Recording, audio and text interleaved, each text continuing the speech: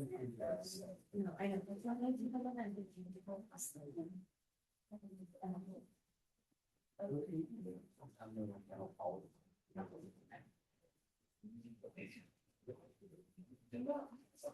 All right, lifting and moving patients.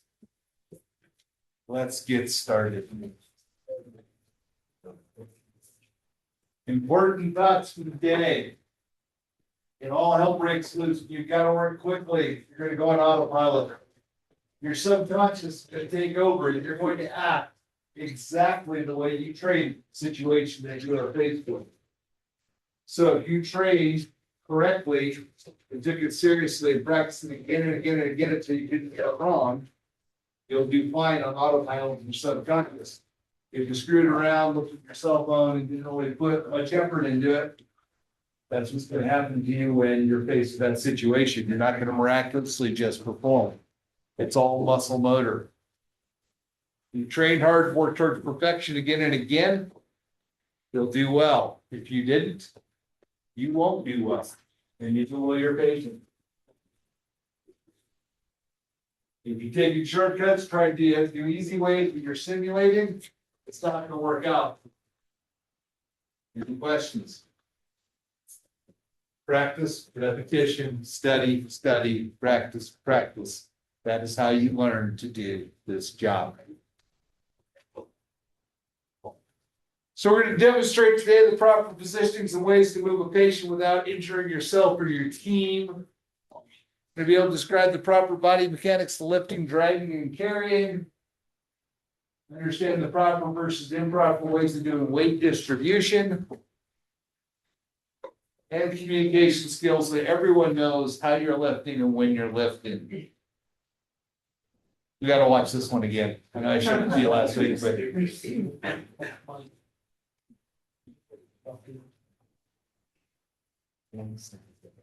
Hold on. I gotta have volume on this. This guy's pretty good. Okay, so my brother said me this, I'm a great guy over at the hospital, right? Okay. So, you see the paramedics, and they've got, from what I understand, it's like a 75-year-old man. It's a stretcher here. Okay. Not strapped in. The weird part, and he doesn't say very much about these paramedics, but they start arguing over the door. I'm like, leave the door open, someone will take care of it, it's okay. No, so, okay, watch this part, it's crazy. I mean, it just shocks that these guys have jobs still. Like, look at that, he didn't even, there's gotta be brakes on the thing, right? Look, oh no, oh my God, the car, I forgot about that. Okay, and look at that. And now this is an old person on that. This is what's crazy. Okay, and so they're panicking, and it doesn't even look like they're moving him very well. But I don't know. Maybe they thought, oh, he's got dementia or something, and no one will believe him. I don't know. That's a really sad state. And then the person always sits them. They're like, what's happening? Did I get this person a stretcher? So, and there they are, they're gathering, but I wish I could get closer. You really can't see it as well, but it's, I'm telling you, if this really gets out, this video, if someone is going to own a hospital or someone's relatives are going to be very rich. So, it's best to have witnesses when you get picked up. Things. All right, proper versus improper lifting. So yeah, come in. Come on.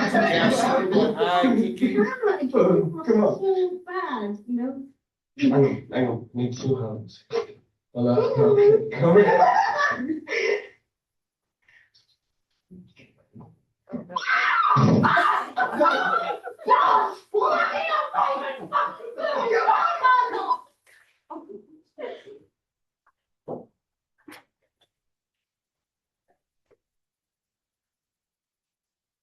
So much for that. It was pretty hot though. All right. So you gotta know your equipment and you gotta know how to properly use your equipment. You have to practice with it until you're proficient and you cannot get it wrong. If you do not know how to use your equipment properly, you, your team, or your patient will become injured. Any questions? Proper body mechanics. Always palms up. If your palms down, things get sweaty, which you're gonna sweat when you're carrying someone. You can slip and drop. Palms up. Doesn't matter if you're sweaty, you won't drop them. Don't want to be like these guys on national television.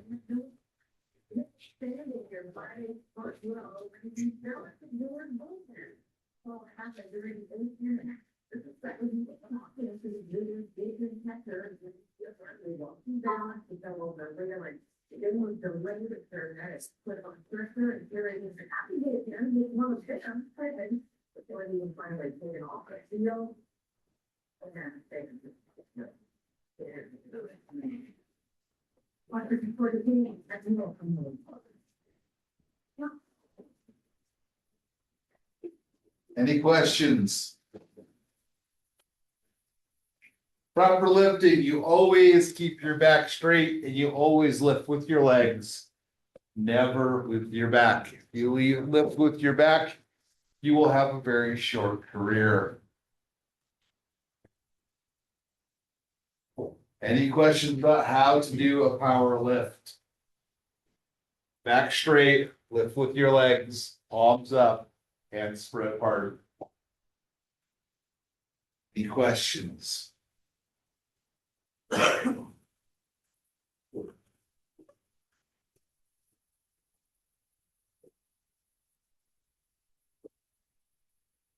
No questions.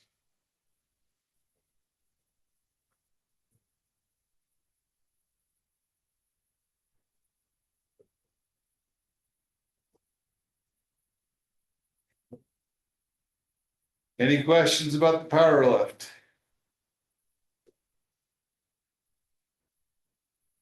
Again, never dress it hands down unless you're doing a diamond carry, which we're about to show you, and you're on the sides, not on the ends. So if you're doing a diamond carry, if you're looking at above the elevate diamond, the guys on the side are allowed to carry palms down, but you have people on each end, the head and the foot, that are palms up so the patient doesn't get dropped. Any questions? A better way to do a diamond carry is to use webbing and run it through the backboard and over your shoulder if you're on the side. Any questions about a diamond carry?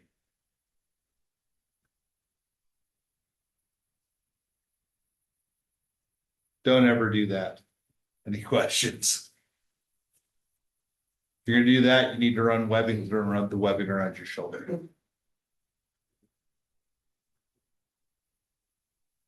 So stairs. Gurneys average 150 to 250 pounds. Americans now average over 200 pounds, 180 to 220 is the average American weight.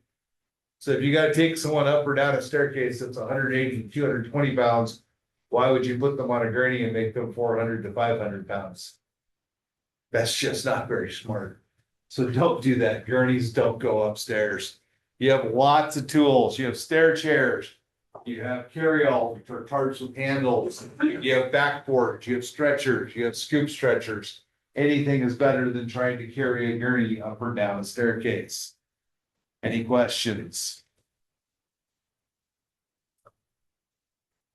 That's a gurney. Any questions? That's a very old gurney. Those were actually fairly light. The ones built now are built way better and way heavier. All right, tell me what's wrong with this picture. That was in here. Wow, what took you so long? Alan, they're here.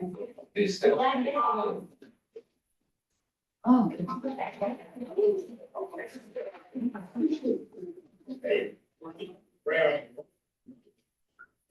Right here.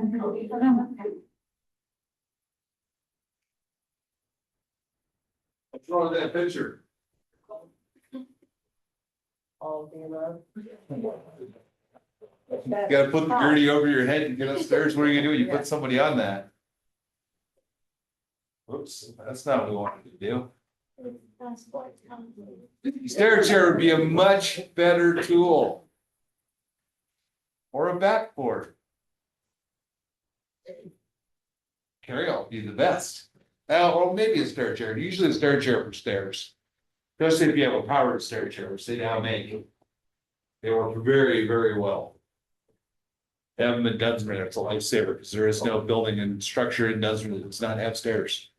Built into a canyon wall. So failure to communicate is the biggest factor for injuries on lifting. Everyone has to be coordinated, one person has to be given the orders. Any questions? If you're making multiple moves, you have to make multiple orders. Any questions?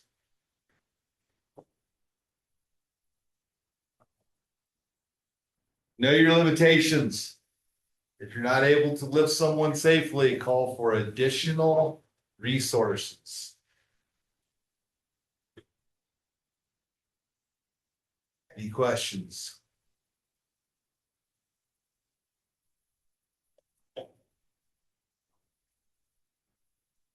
There's the proper use of a stair chair.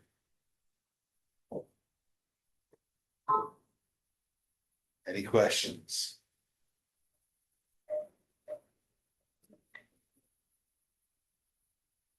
All right, so let's see what happens after you take someone up the stairs. Thank you, just a little. The backboard, you can use that instead of 30. Okay, Margaret. Now, we're gonna have to move you on this board. So you can try to cooperate and relax, okay? Okay?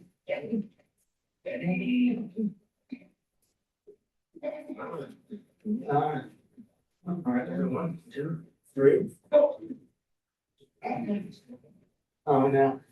Now, if you could just, maybe if you could roll over this way just a little bit. We could roll over, it'd be a big help. What's the arm? Easy, easy. All right, easy, easy. Sorry. All right, now, would you just move it a little bit, please? If you pull that chair up. All right. Hey, guys. Now, wait. Just like I can.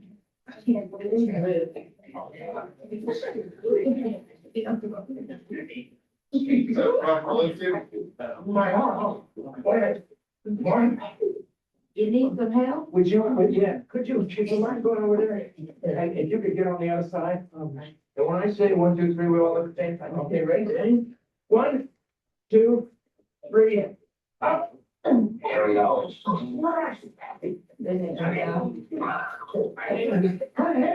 Then my crotch. Right?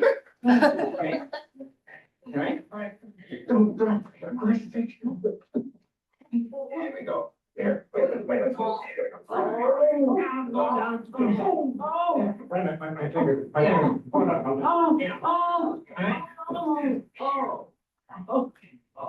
I'd be 42, 15, 56 months. You get Helen downstairs, honey, and I'll pay you when she's all loaded in.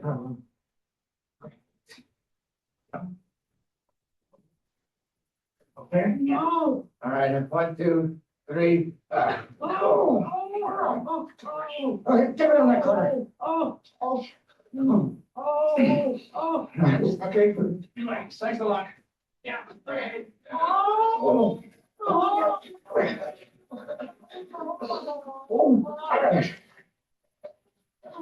Take it easy, man. Okay. Got water? The way that the staircase.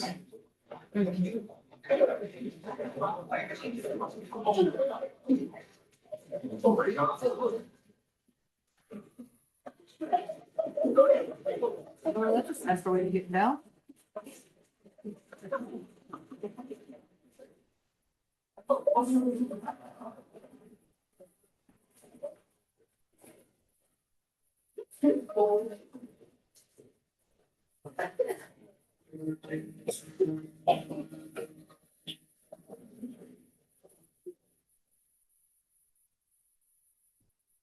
think y'all just blew that 4250, baby. Gee. Don't take Ernie's upstairs. All right, dragging people. Again, do not twist your back, do not hyperextend your back. Hold the patient. Any questions?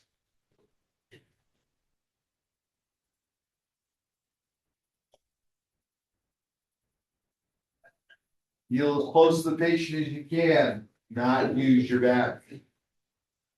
Any questions?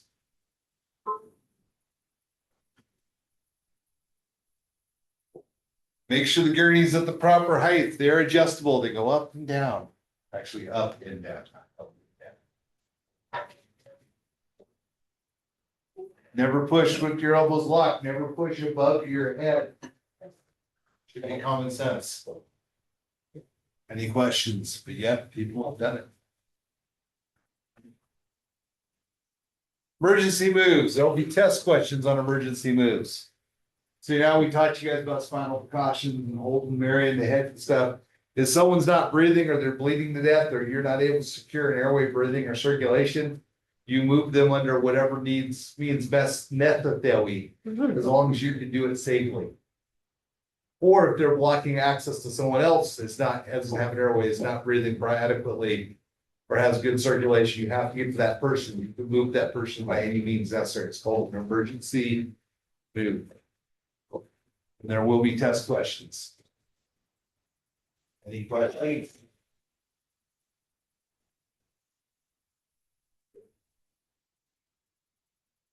When do you do an emergency move? Scene's unsafe. Scene's unsafe. You shouldn't be there to begin with. Patient can't be assessed. Patient requires ABCs immediately. Or livelihood or life or limb. Patient is blocking access to another seriously injured patient that needs that. Those are the criteria for using an emergency move.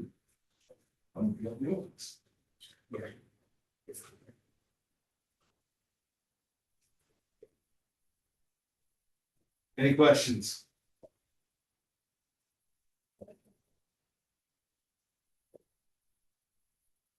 No questions about emergency moves. Popular today.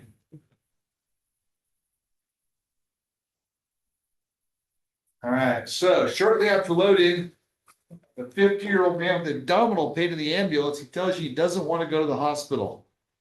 He's conscious and alert and has no signs of mental incapacitation. You think that he has a significant underlying problem, and you think he should go to the hospital. What are the correct steps to do that? Is it? No? That's not right? How about because of your suspicions, it's best to transport it? Is that a better answer than A? They're both pretty bad. Mentally competent can withdraw his consent at any time. Is that true? Yes. Yeah. Is that a better answer than A or B? Yes. How about D? Any patient who refuses CMS treatment has to sign the refusal form. No. Is that a better answer than C? No.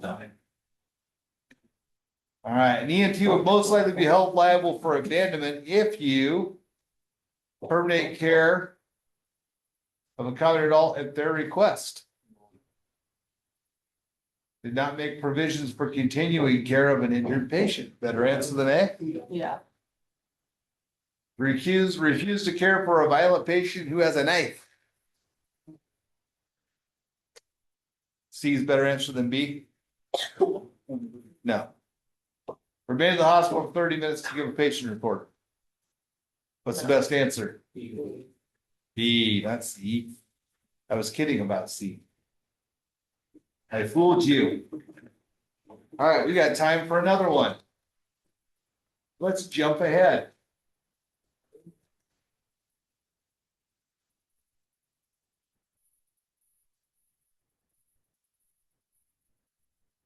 Learning to work in a team.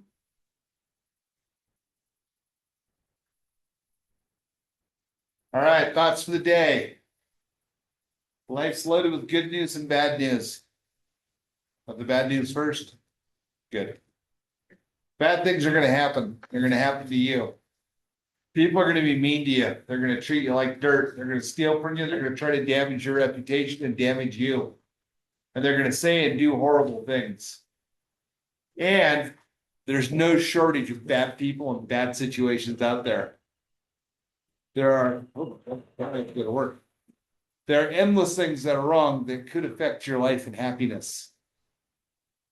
The good news is you control how everything that happens to and around you affects you.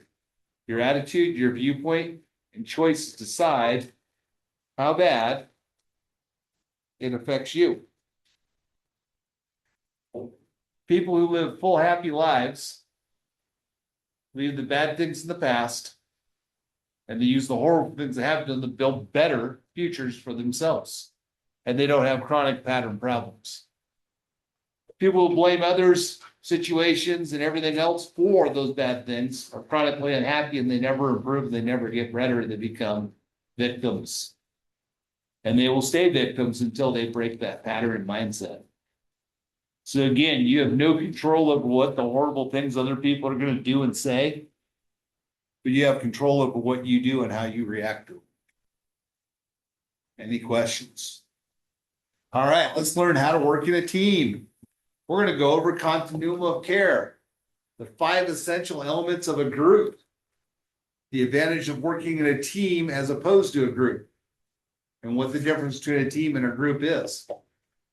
We're going to go over resource management, the 5 critical elements necessary to give good patient care from one level to another. We're going to go to the stage of effective decision making and how you can make errors and how does that you don't make those errors. The steps that you should be taking to troubleshoot interpersonal conflicts, because believe me, you're going to have them. All right.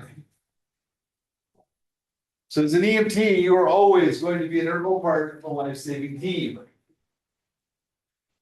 As an EMT, you are a critical member of the emergency healthcare team. Any questions? However, if you're not able to work within that team or your team is not able to work together, your patient is going to suffer.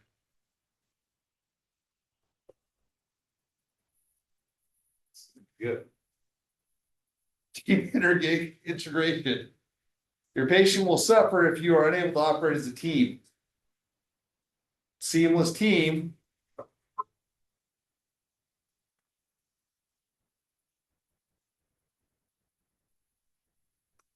Interesting. From the first responder through to the ER staff, multiple agencies involved all have to work together in continuum of care in order for the patient to survive. If one part of that fails, it's not going to work. So you need to know what the types of team are. There's regular teams, there's temporary teams, and there's special teams. Those are all different than groups.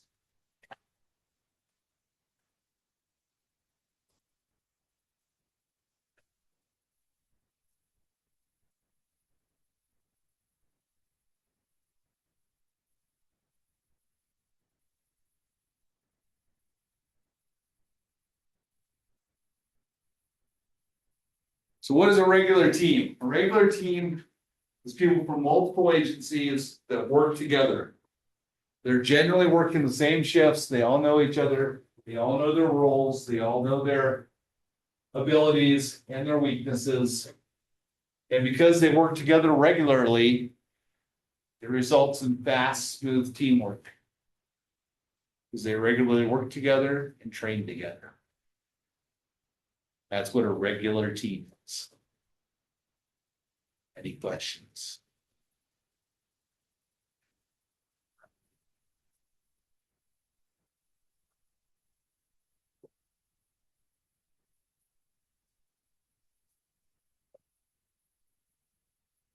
Questions? So you have temporary teams. This is when you get put in with people you don't normally work with, or agencies you don't normally work with, because there's things moving in emergencies in other areas. And they all have to work in a competitive nature. Temporary team members need to have ultimate communication because they don't know each other, because they don't always work together or train together. If possible, if you know you're going into a temporary team situation, you should try to train together and get on the same page before there's an emergency. Not always possible. Any questions about temporary teams? But you gotta communicate better, and you gotta watch out for each other. You don't know.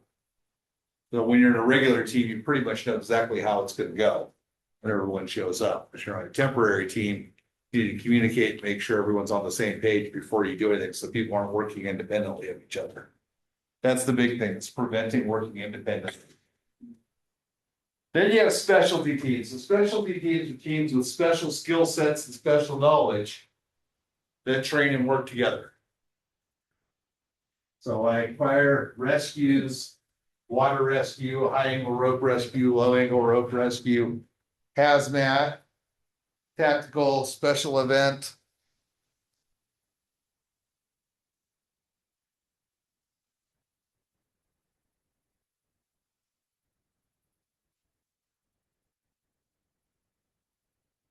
Any questions?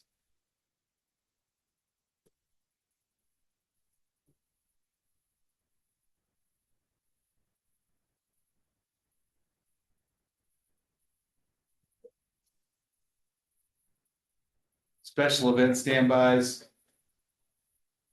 I actually listened to a good tactical EMS one yesterday. It's called TEMS, Tactical Emergency Medical Services, the ones that usually go to the SWAT teams.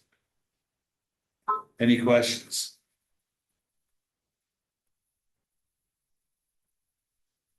All right, differences between a group and a team. So what is a group as opposed to a team? A group is when different responders all show up and all work independently of each other and not together. That's what a group is. They have a common goal, they're at the same emergency, but they're not working in a team format. They're all operating independently with their own objective. And they just assign their own roles. There's no actual leader.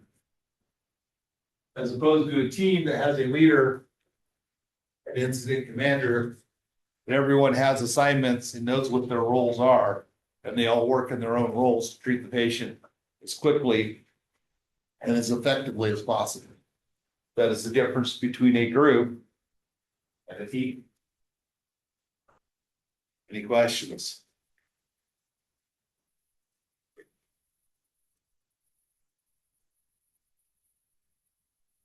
So the five essential elements of a group: they have a common goal, they know they're a group, they have a sense of continuity, they all know that they're there for the same purpose, and they have a shared set of values, which is getting the patient taken care of, but they all have different roles and they're self-assigning and not working together. Everyone working independently. Groups generally do not work out well, at least for the patient.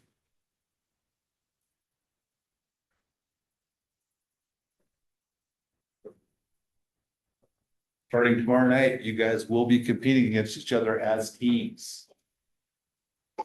Team formats. And we'll be doing it the rest of the semester, every night. Any questions? So it's really important you know this.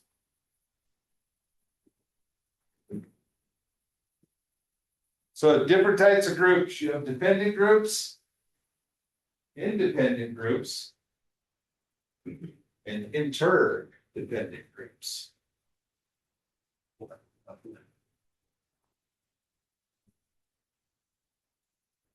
So a dependent group, each individual is told what to do and how often to do it. It has a leader that assigns them and monitors them. They have limited ability to adapt and develop and deliver emergency care. in an uncontrolled environment because they all are just singular resources. Any questions on what a dependent group is?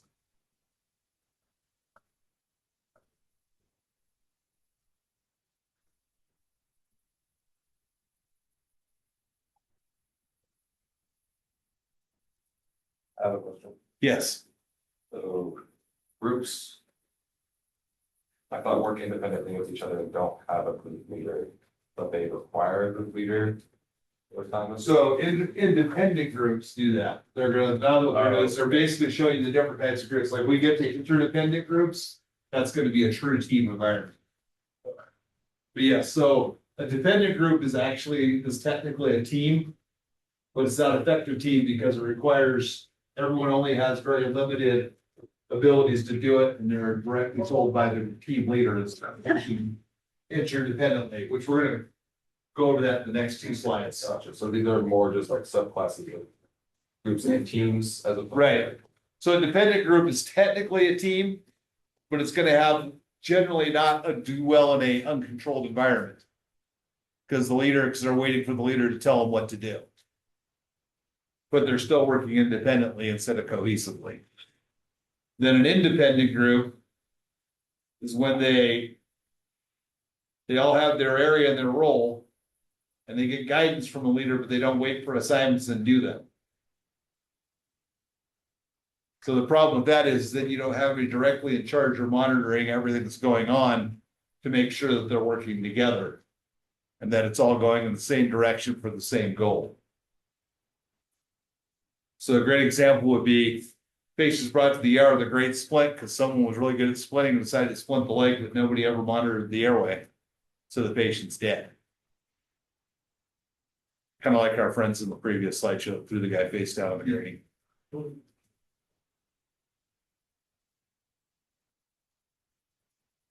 So those are both truly actually groups.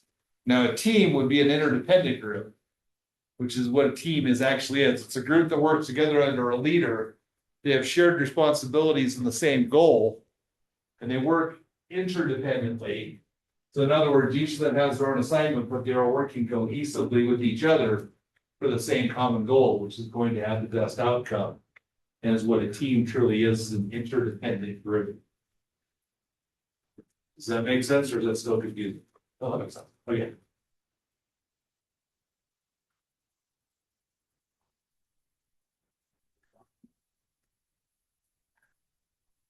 The idea of a good, effective team is an interdependent group.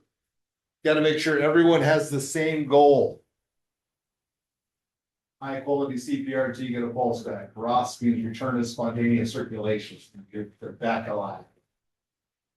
Everyone knows what they're supposed to be doing and has clear roles and clear responsibilities so they can work cohesively together.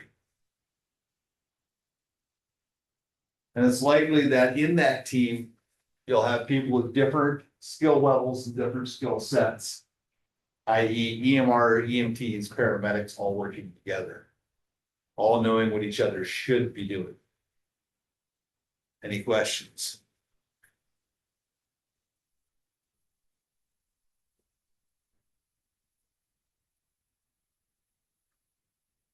And none of that can be done if you don't have effective collaboration and communication.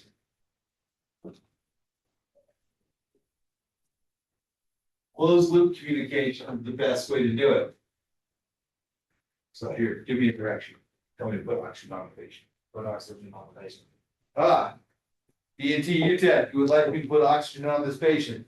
Let's close loop communication. That way there's no way he knows I understood exactly what he said. And if I didn't understand it, then you can correct.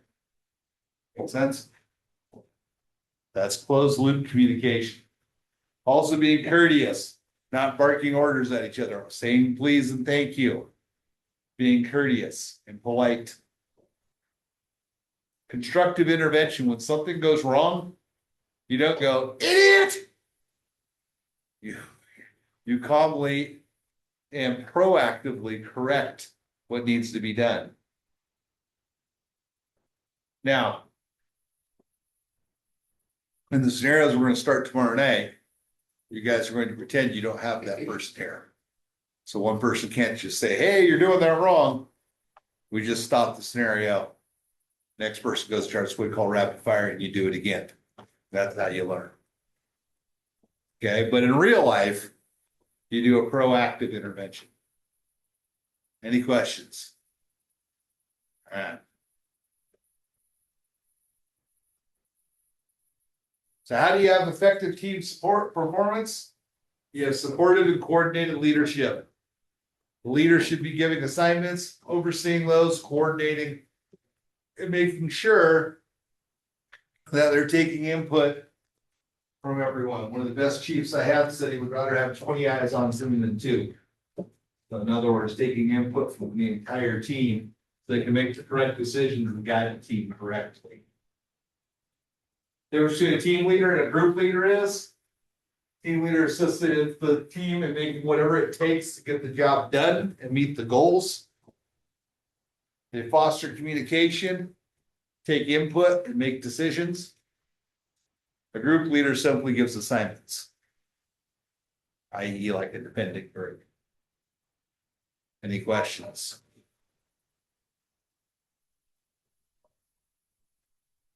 Team leader requires skilled team members that cannot work the team alone. They understand that.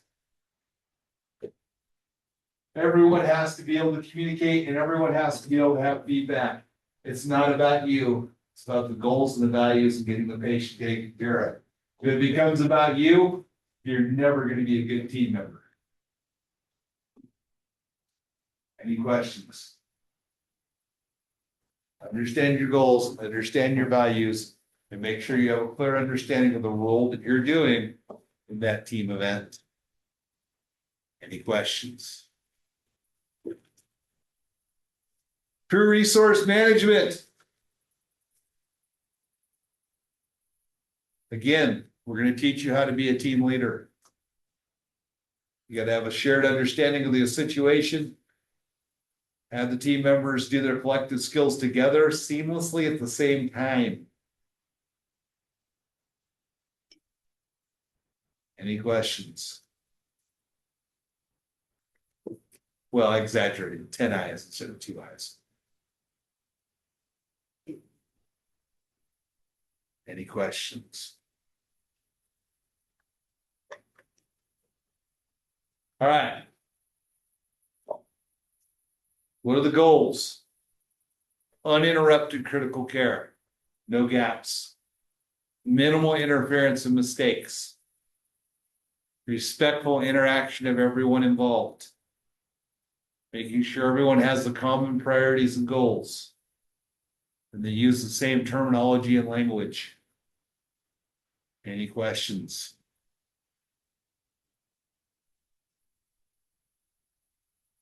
Questions?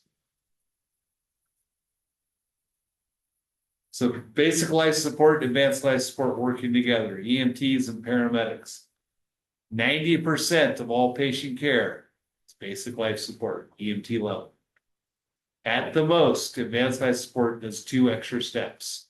The assessment's the same, forming the primary impression's the same, and the treatment's the same. The only difference is the paramedic may start an IV and they may give a medication. Other than that, the job and role of the EMT is exactly the same as the paramedic. Any questions?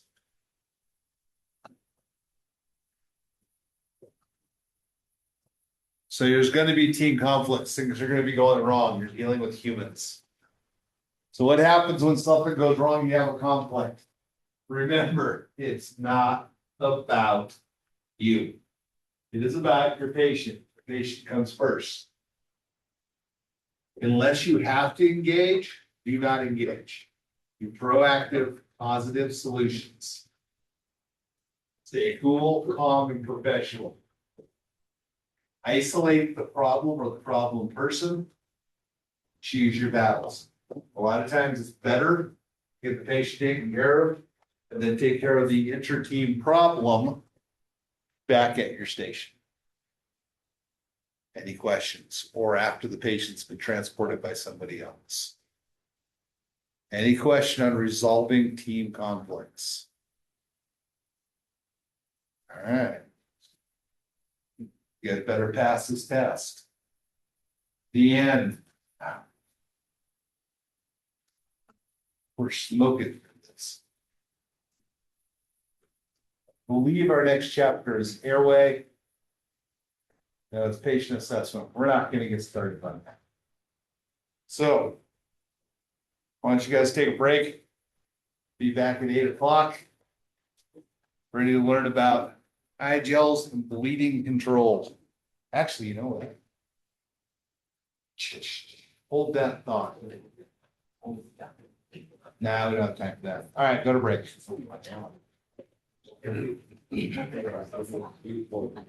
Yes, sir.